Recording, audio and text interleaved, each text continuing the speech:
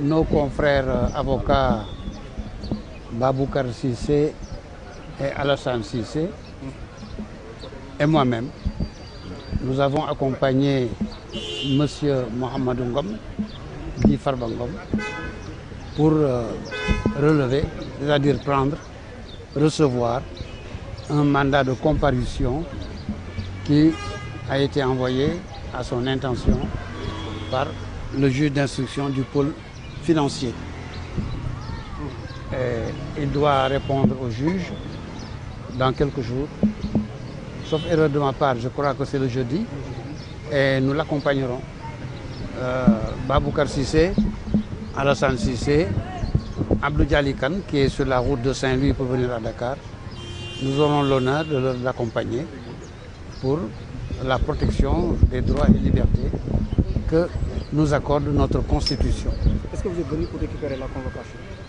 Monsieur Farba Ngom a reçu la convocation. Elle est avec lui. Il répondra à la convocation, au mandat de comparution plutôt que convocation. Il répondra à la convocation, au mandat de comparution en notre présence, Inch'Allah, dans les prochains jours. Est-ce qu'actuellement vous êtes édifié par rapport à ce qu'on reproche? Personnellement, je ne sais pas encore ce qui lui est reproché. Et je ne crois pas que mes confrères qui sont ici sachent aussi ce qui est reproché à Farba Ngom. Et lui-même ne sait pas ce qu'on va lui demander, ni ce qu'on lui reproche. Alors cela fait 3 mois qu'on court, qu'on saute, qu'on danse, qu'on parle de tout et de rien. Et personne ne sait encore pourquoi cet homme est livré au public. Nous verrons dans quelques jours. C'est bon. Voilà. Ah, voilà.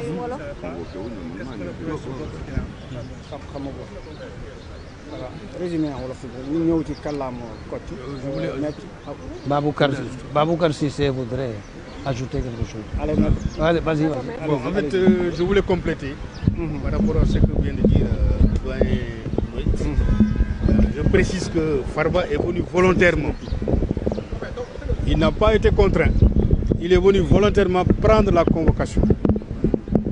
La convocation qui lui est destinée pour comparaître devant le juge d'instruction du pôle financier le jeudi 13 février à 10h. C'est ce qui ressort de la convocation.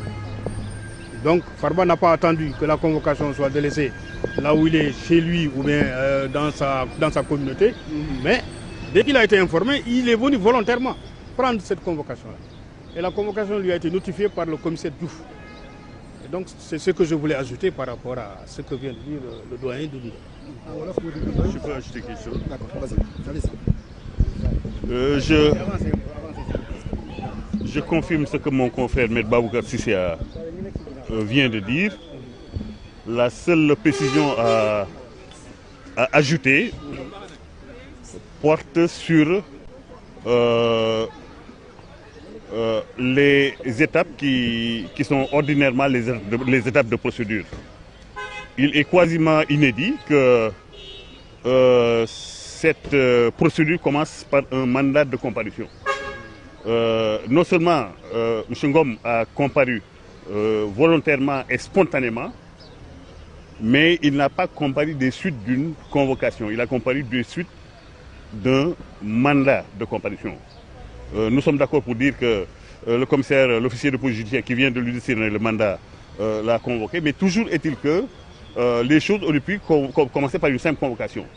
Encore que cette convocation aurait pu lui parvenir par une voie autre que celle donc, de l'officier de police judiciaire. Mais ce que je tenais à ajouter, c'est que de façon ordinaire, c'est une convocation qui est directement décernée par le juge d'instruction. Il n'y avait pas matière à lui décerner un mandat de comparution dans la mesure où, comme il vient de comparaître spontanément, il l'aurait fait s'il avait tout simplement été convoqué à ce stade de la procédure. Ça, je tenais à l'ajouter au développement que viennent de faire mes deux confrères.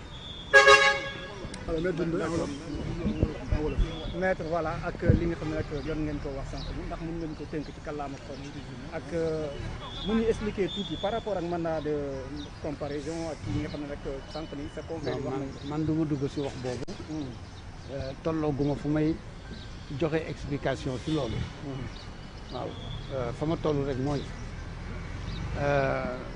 Farba Ngom mi ñu àndal yëgal nañ ko ne dañ ko war a jox këyit pour mu uyu ji yoon dañu tudde yoon bokk yoon dafa yaatu mais boo ne yoon rek ku si mën ci bokk rek yoon ngay wax rek ba mu yëgee loolu la ñëw fii ànd ak ñun si kilifa gi nga xam ne kilifa wu police la dafa yore boobu këyit war ko jox pour ne ko wuyu jil yoon Baboucar Cissé avocat Alsane Cissé avocat ak Abdou Dialy Kane mi nekk si tali bi di ñëw ak man mi dañu ko gunge ndaxte mooy suñu wareef ñëw fekke mu ñëwal boppam ñëw gu rafet kenn forcé wu ko ñu jox ko këyit bi ñu ko jox léegi dina uyu ji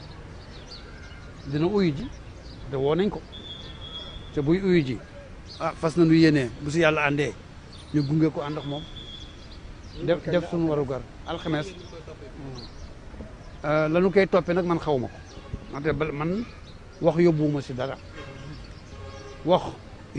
dara lu nu bindul ma jàng ko xaw ma ko lu mu doon lañ koy toppee nag binduñu ko fañ ko war a binde gisuma ko na ma ko war a gisee moo tax xaw ma ko keneen ku fi taxaw tam si bokk ci xamu ko parce que gisu ko moom si boppam mi ñuy woo bu xamee dañ ko déey mais jotul lay tax mu xam waxuñu ko tam fañ ko war a waxee lay tax mu xam kon ñun ñii fi mu nekk si géej gu rëy la ñu nekk ay weer ngi nii dëkk bi wax ñëpp rek si loo xam ne man xaw ma ko ñun xamuñu ko est-ce que loolu jaadu na nag ku nekk yaay tontul sa bopp jox ji ma wax est-ce que loolu jaadu na si réew buñ ne démocratie la buñ ne droit ak liberté des citoyens lan mooy citoyen ku nekk seetalal sa bopp est-ce que citoyen nga bés bu la loolu dalee c'est nag bàyyiwul kenn de jaan ji moom kër yëpp lay dugg